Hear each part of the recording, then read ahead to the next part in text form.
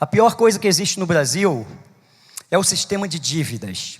Tá? Sistema de dívidas que é muito bem explicado pela professora Maria Fatorelli na Auditoria Cidadã. De um PIB de 6 trilhões de reais, tá? O governo federal, esse ano, vai arrecadar 2,4 trilhões de impostos. E ele vai destinar... Passa o próximo quadro, por favor. Ele vai destinar essas receitas. Eu aumentei esse aqui porque dá para ver melhor.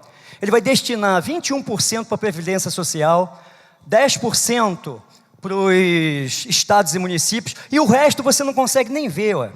É tão pequeno que nem se consegue ver. E tem uma coisa, ele só mantém 10% nos estados e municípios e 20% na Previdência porque é constitucional. Tá? Porque a Constituição garante a Previdência Social.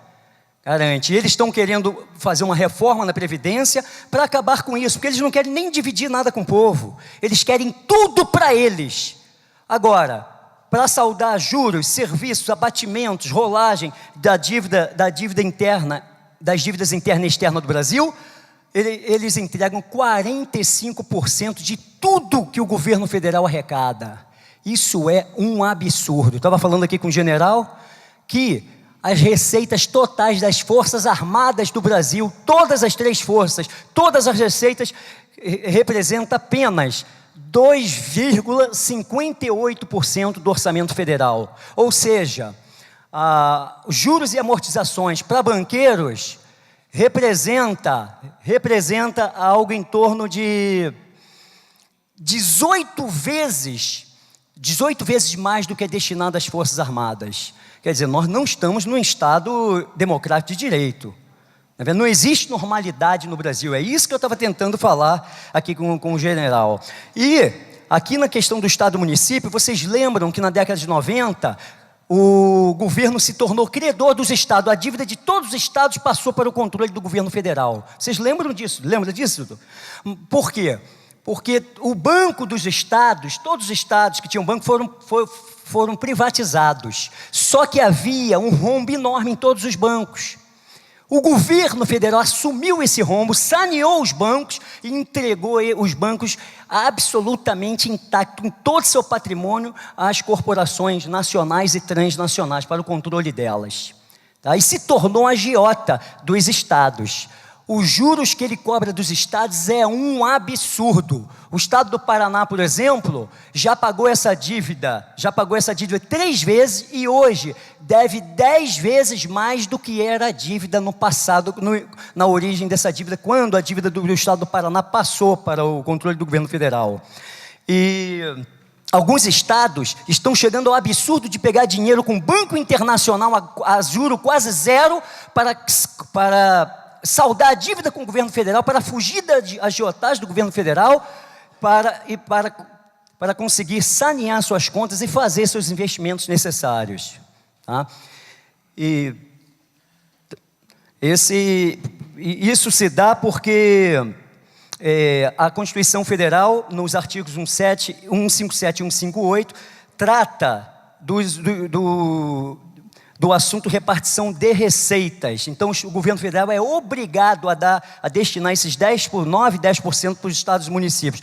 E a Constituição de 88, chamada de Constituição Cidadã, é uma balela. É uma grande balela. Por quê? Porque começa no artigo 164, que proibiu o Banco Central de financiar o governo federal. O Banco Central não pode dar dinheiro para o governo federal a custo zero, para obrigá-lo a pegar com os bancos. Isso é um absurdo, chega a ser inacreditável. Artigo 164, para quem quiser conferir. E o artigo 166, no inciso 2, a linha B, ele tem umas emendas lá que proíbe o governo federal de criar emendas extras para cobrir determinadas despesas, com exceção de serviços da dívida. Então, o governo federal pode criar emendas ou projeto de lei para cobrir juros de dívidas, mas não pode criar emendas para fazer determinados investimentos, se não disser de onde vai vir a origem dos recursos. Tá? E o artigo 92, também é muito infame. O artigo 192, ele restringia as taxas de juros do Brasil a 12%. O Congresso Nacional tirou esse artigo da Constituição. É inacreditável, são inimigos infiltrados dentro do Brasil. E nós precisamos entender isso. E aqui está quando o Fernando Henrique assumiu o governo na era do Itamar Franco, a dívida interna do Brasil, interna, era de 30 bilhões de reais. Quando o Fernando Henrique saiu do ministro e foi presidente, a dívida era de 60 bi de reais. No final do governo Fernando Henrique, ela chegou a 687 bilhões de reais. E no final da era Lula, quase 1,6 trilhão de reais. Tá? Então, a dívida interna saiu de 30 bilhões de reais a 1,6 trilhão de reais. Tá? Por favor. E com isso nós chegamos ao ano de 2015, com uma dívida interna, depois da era Dilma, de 4 trilhões de reais, quase lá, e uma dívida externa, que era de 220 bilhões no início do governo Lula, agora chega a 545 bilhões de dólares. Mais do que duplicou na era PT. E ele ainda diz que pagou a dívida. Vocês lembram disso? Ele foi a público dizendo que pagou a dívida. Isso é um absurdo, é uma grande mentira. E teve gente com curso universitário, até mestrado e doutorado, que acreditou nessa balela. FMI não é banco. FMI é uma agência de seguros. Vários países se juntam, botam dinheiro na mesa. Quando um país tem dificuldade de pagar a dívida, os serviços de sua dívida, eles vão lá, pegam esse dinheiro, pagam os juros da vida. Não estou falando investimento, nem hospital, nem saúde, nem educação. Estou falando juros de dívida. O FMI só corre só para pagar juros. Bota esse dinheiro na mesa para pagar juros para o banqueiro e esse dinheiro se soma ao montante total da dívida daquele país. FMI não é banco, é agência de seguros. De quanto era a dívida com o FMI? 15 bilhões de reais. Ele pagou a dívida, mas emitiu o título, transformou isso em título da dívida externa a 16% ao ano e elevou a dívida externa para 4 trilhões de reais. É isso que está acontecendo no Brasil. Tá? Por favor, amigo. Vou dar uma acelerada aqui. Em 2003, nós fizemos uma campanha no Rio de Janeiro, em 2003, no governo Lula, e já estávamos acusando esses crimes contra a nação brasileira. E a sangria era de 250 bilhões na época, no Rio de Janeiro. Hoje é de 1 trilhão de reais. É o que se perde de receita anualmente com o serviço da dívida no país. 1 trilhão de reais. O que daria para fazer com esse dinheiro, meu Deus? Por favor. O FHC, em 8 anos de governo, pagou 2 trilhões de reais de juros, de serviço da dívida. 2 trilhões. E lá no início do governo dele, toda a dívida interna era de 60 bilhões. E ele já pagou 2 trilhões de reais de dívida. E na era Lula, em 8 anos, ele pagou 4 trilhões e 766 bilhões de reais. É inacreditável. No início do governo Lula, toda a dívida interna era de 687 bilhões de reais. Isso é um crime de lesa pátria, não tem nada, as instituições não estão funcionando no Brasil. Isso é crime de lesa pátria. Se aquele general entendesse isso, meu nobre amigo general, eu tenho certeza que ele vai voltar hoje, ele vai amanhecer na caserna, se ele ainda não é aposentado, e vai repensar as afirmativas do comandante do Exército quando diz que as instituições estão funcionando de forma legal no Brasil. Por favor.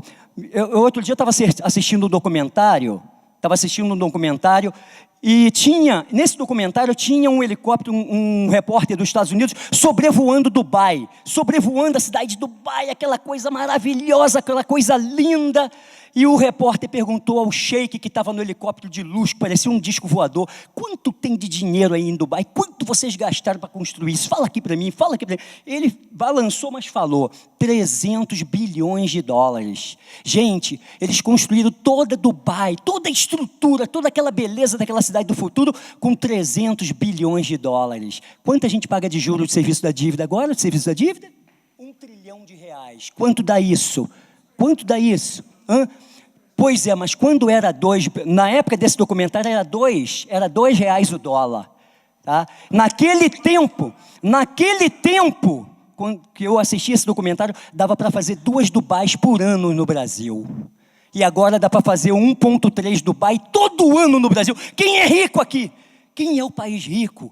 Me fala, então eu não aceito chamar o Brasil de país pobre ou atrasado. Eu não aceito isso. Isso é propaganda enganosa que foi inserida na cabeça das pessoas, inclusive de intelectuais, de acadêmicos, porque a mente dela, de grande parte da sociedade brasileira foi contaminada por uma psicologia derrotista, que é uma ficção. Por favor, meu amigo. O Banco Central, funções do Banco Central. O Banco Central é público.